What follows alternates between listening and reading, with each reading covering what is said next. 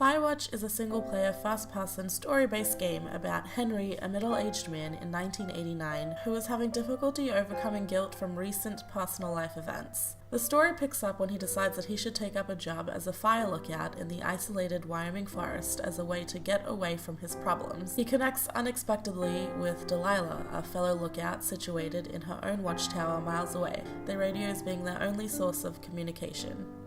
Turns out, Firewatch was not what I expected. I didn't spoil the story for myself and avoided as much of the details available before its release as possible. Instead, I dove into what I expected was a combination of a story-driven, somewhat horror-related game, and it played out as one perfectly for the most part. I didn't realize it was actually more similar to purely story-driven games like Gone Home until I was nearing the end. To its credit, it did do a great job at building tension. I even found myself questioning if this could actually be some sort of psychological thriller, letting paranoia take over and wondering if the entire story, including Delilah, was all just in Henry's head, or if Delilah could even be trusted at all. But we'll discuss that a bit later on. Here are some of the best and worst parts of the game for me. The gameplay mechanics in Firewatch are quite simple, consisting mostly of Henry walking, running, jumping, and climbing, combined with inspecting letters and objects, as well as having the ability to make conversational choices. The focus seems to really be on atmosphere and player immersion instead of game mechanics like a HUD or waypoint marker. The downfall with this for me, while more realistic, was that I was lost a lot. While the map felt expansive and I continued to get lost, it also felt very repetitive, going to or through the same general areas to get to new areas, with not a whole lot around to discover or collect, other than the occasional supply box or letter. That said, there was definitely an open world feel to it. You could wander and explore all you wanted and were not limited to the certain area where the current quest part was, though there were some places that were inaccessible at the beginning. The opening scene was the simplest and most emotional part of the game for me personally, and it did a very good job in how it delivers. It also allows us as players to get into the mind of who we are playing. The game looked quite beautiful and set the atmosphere of the forest up perfectly. There were moments when I felt in awe of the beautiful landscape, moments when I felt a bit intimidated by the size of the forest, and moments when the forest almost felt claustrophobic, especially at the end when we attempt to get Henry out of it. Most of what we end up doing is nearly always pointless, merely allowing space for the story and the relationship to develop.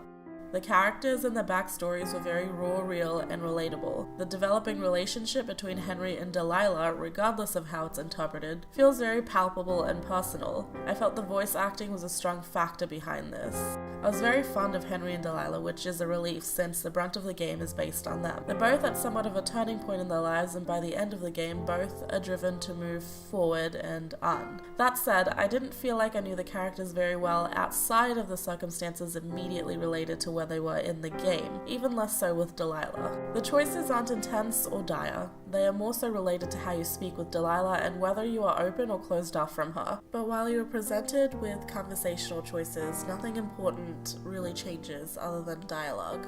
You have little to no impact on the storyline itself. The central mystery of the story ends up falling a little flat. There was never any real danger out there to get Henry and Delilah, and the story behind the mystery had no huge tie to Henry.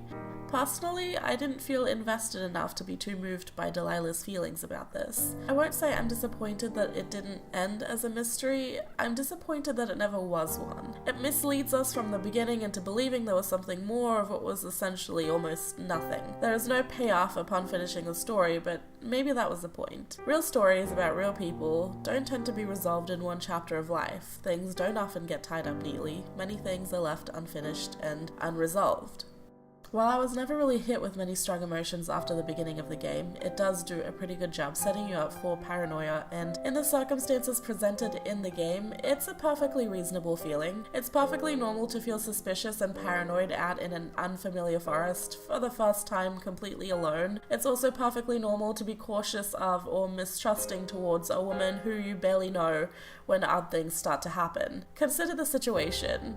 Henry has no contact with the outside world. He's stuck, he's isolated, and he thinks that there's a potential threat out there. Not to mention the fire and the fact that Henry's only source for food, information, and any general help is a woman who is essentially a stranger to him. Of course Henry is paranoid, and the game sets us up perfectly to feel that way along with him.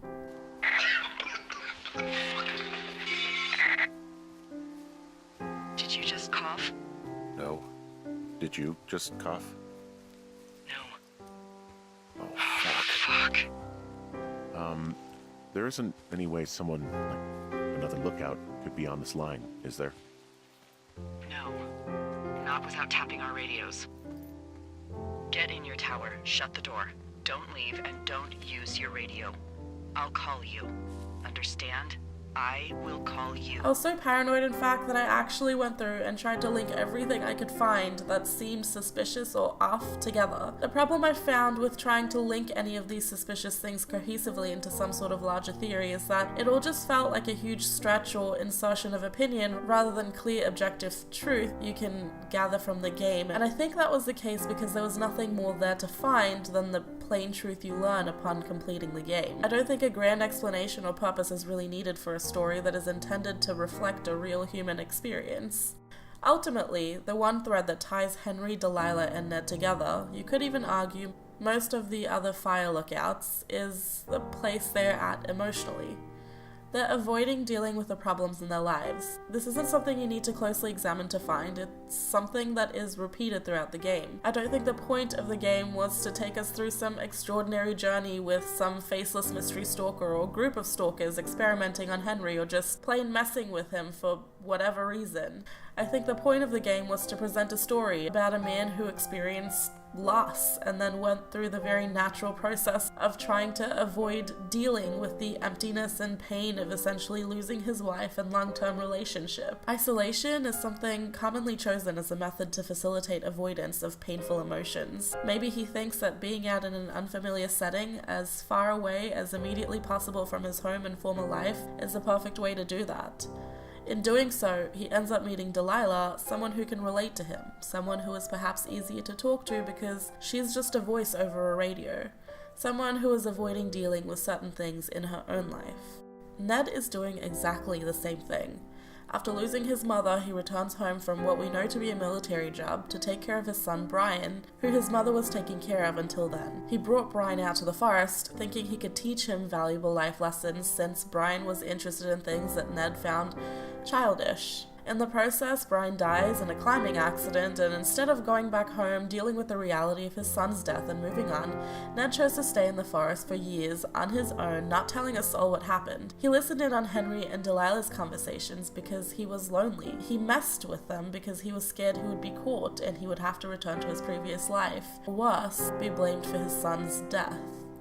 And maybe he even blames himself. This is all explained at the end. That was the point of the story. What really drove this home for me is one of the final conversations between Henry and Delilah before leaving the forest. I made the choice to have Henry tell Delilah that Ned loves his son. I think that Ned loved him. I don't want to hear it. He obviously didn't want to forget him. He just didn't know what to do. Henry, not knowing what to do isn't okay. When you're supposed to look after someone, You figure it out. Yes. When Henry says, "You figure it out," I was immediately struck back to the beginning when you're being introduced to Henry's life with Julia. In particular, when I made the choice for Henry to continue taking care of her once things were really going downhill. Henry just couldn't handle it emotionally and ultimately left the care of his wife up to his in-laws. It wasn't the fact that he couldn't handle the responsibility all by himself, or that he wasn't emotionally able to handle it, but that he chose to run away instead of dealing what was in front of him, instead of dealing with guilt and pain, and instead of taking care of himself or his relationship with his wife. He ran away because he was afraid of having to watch his wife deteriorate in front of him. In my first playthrough, when I was more caught up in the paranoia and even a little caught up in trying to romance Delilah, I felt the ending was unsatisfying. I think this is because I had moved away from the point of the story. It wasn't realistic for Henry and Delilah to run off together after all that had happened, certainly not at the point that they were at in their lives. And it wasn't realistic to suspect some big conspiracy behind all the events either. And wouldn't that be easier? for there just to be some conspiracy bigger than Henry and Delilah that could distract them from their personal issues or give them a way to justify some of what was happening to them, to just be able to face a problem that they could maybe solve. It would be so much easier to be able to explain why tragedy happens to us than to be left with emptiness where reason should be. Maybe this is just me, and spoiler warning for anyone who for some reason hasn't watched Buffy the Vampire Slayer yet, but this really reminds me of the episode in Buffy where her mother suddenly dies, and everyone just keeps wanting some big supernatural explanation so that there is someone to blame and something to do other than grieve and accept what's happened. The hardest thing to swallow was that there was no reason. She just got sick, and she just suddenly died.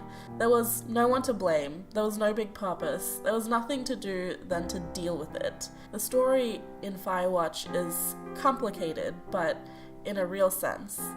Henry and Delilah weren't being studied by some government agency. Delilah and Ned weren't in on it altogether. The complicated part was loss, grief, life, relationships, mistakes, regrets, and how these certain people deal with these things or don't. In my second playthrough, with that understanding in mind, the ending felt like it was enough. This was just one chapter, one little passage in time for Henry and Delilah, and that was the story we were given. Henry and Delilah eventually had to return to reality. In that sense, I felt that it was delivered perfectly. But, as usual, those are just my thoughts. If you enjoyed this video and would like to see more like it, please like and subscribe. And please leave a comment, let me know your interpretations of Firewatch and any theories you have about the ending. I would really love to know.